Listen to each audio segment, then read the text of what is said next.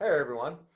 Well, I saw a post earlier today on Facebook, somebody really struggling with sleep issues. And I started scrolling through my YouTube channel to send her a solution. I realized it's been a long time since I've done a video on this topic. So I wanted to update it and get people some information. The first thing to recognize is if you struggle with stress or anxiety, the clinical definition for both stress and anxiety is fear. What that means, if you're stressed out or anxious, you are in white hot fear. But we as a society don't like to admit that. I mean, think about it. If I tell you I'm stressed, it usually sends the message that I'm doing more than you.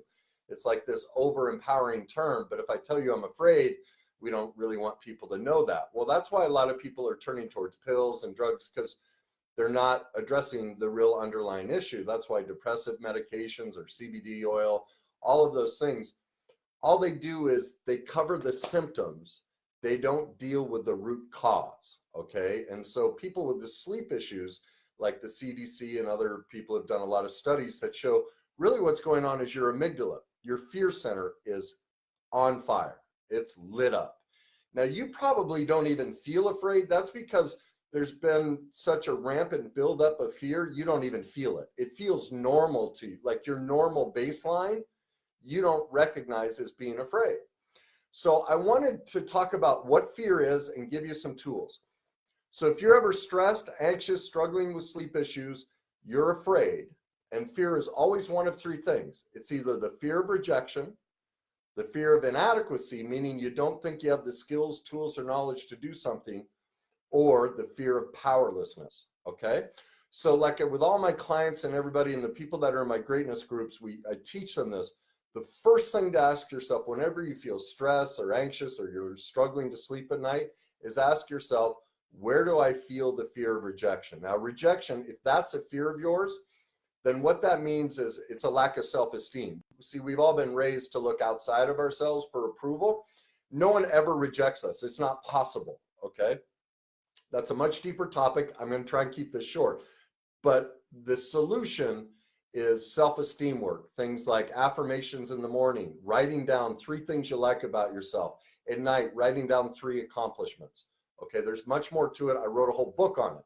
So, but that just gives you at least a little something. So if you're afraid of rejection, if you're worried somebody might leave you or something like, or someone doesn't like you, then switch in to working on yourself, affirming yourself. Mirror work is another option. So again, in my book, I give you many more options, but I just wanted to at least give you some tools. Inadequacy is the easiest fear to overcome. If you don't have the skills, tools, or knowledge, think about it. Like if you're a college kid, first year away at college, I don't know where my dorm is. I don't know where the classes are. Or you're starting a new job. What are the dynamics? How does the computer work? It's simple. Just go become an expert. Go gain the knowledge, the skills, tools, and knowledge, and inadequacy goes away. All right. Now, powerlessness, this is the most prevalent and the most difficult.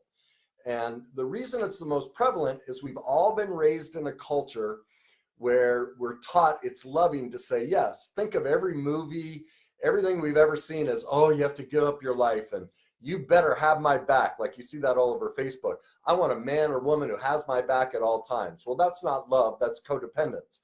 And so what happens is we end up saying yes to something we want to say no to. And that makes us powerless. That's what creates the fear. And here's a quick check. Whenever someone asks you to do something, ask yourself, 1, do I ever think I'll resent them for this? All right? If the possibility is yes, then you better say no. It's not love. It's not kind to say yes. Number 2, ask yourself, do I ever think I'll throw this in their face?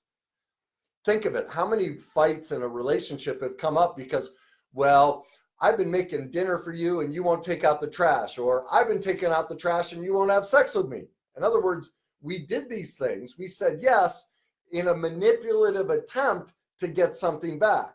And think of every movie you've seen. That's what they all do, and that's what they fight over. Well, that's codependence. That's not love. So before you do something, think through, am I ever going to throw this back in their face?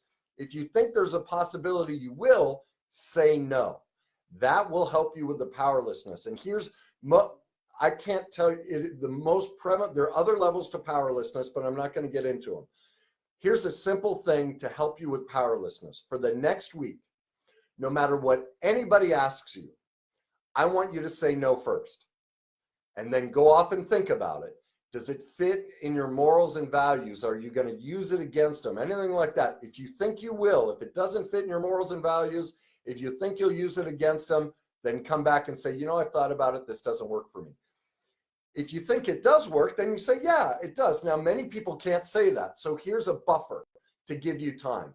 When someone makes a request of you, start off by saying, you know, let me think about it and I'll get back to you. See, that's not a yes or a no. And so the other person won't badger you, right? Because they think there's still a possibility they'll get what they want. So that'll buy you some time. Start with the easiest things, like a waiter at a restaurant. They ask you, would you like water? Say no, even if you're dying of thirst. Learn to start saying no, okay? If you'd like more information on that, I have a whole chapter in my book on how fear works and how prevalent it is in our society. Just go to my website, www.thegreatnessmovement.com. I'm giving you, there's a link right on the front. You can get a free copy right now. So if you're struggling with anxiety, stress, or sleep issues, you need to address your fear. Doing anything else, taking pills, CBD, any of that other stuff, all you're doing is medicating the symptoms. You're not addressing the cause. So if you want to change your life, you want to address the cause, that's the way to do it. Okay, so I hope that helps you. Real quick, I just realized I didn't have a great explanation for it. So there you go. I hope that helps you with your issues. Have a great day, everyone. Take care.